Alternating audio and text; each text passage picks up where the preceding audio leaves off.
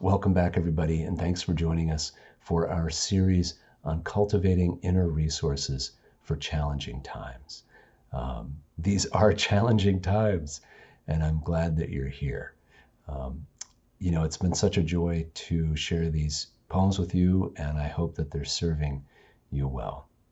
So all this week, I'm going to be talking about all the things that we are adapting to, all of the changes we're making in the different parts of our lives. So as we said before, the idea behind the series is that there's no guarantee we're going to get sick, but there is a guarantee that we're going to be facing change and uncertainty and all of the emotions that go along with that.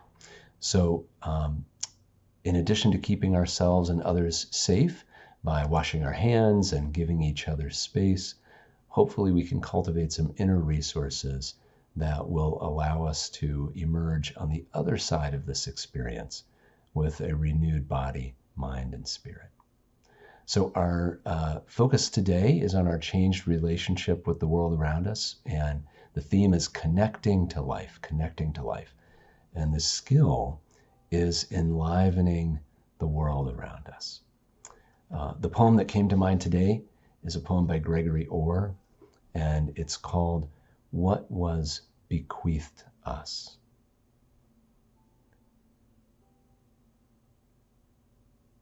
This is what was bequeathed us.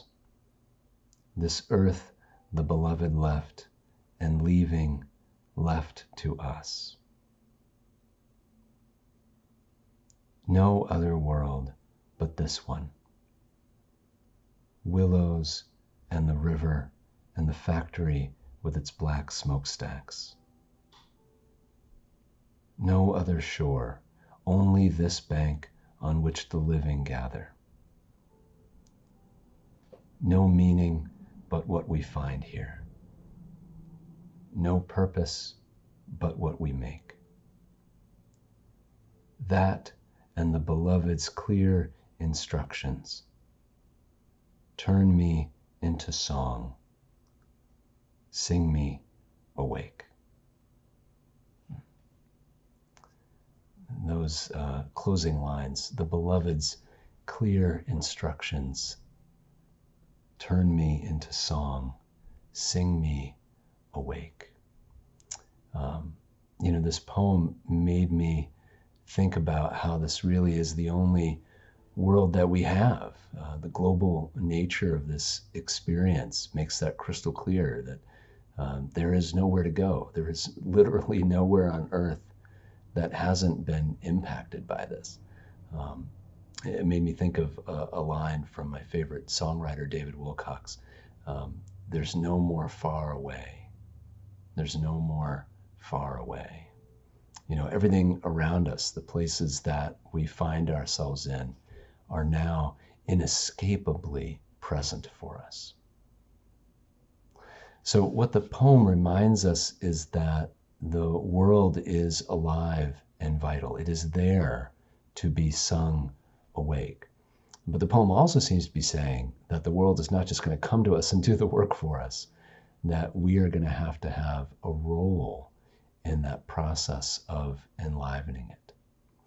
And it makes us think about how what we are engaged in right now is a process.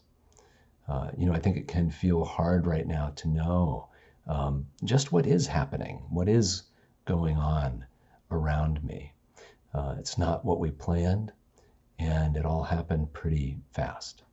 So it's hard and maybe impossible right now for us to know just what is happening, just what we are adjusting to.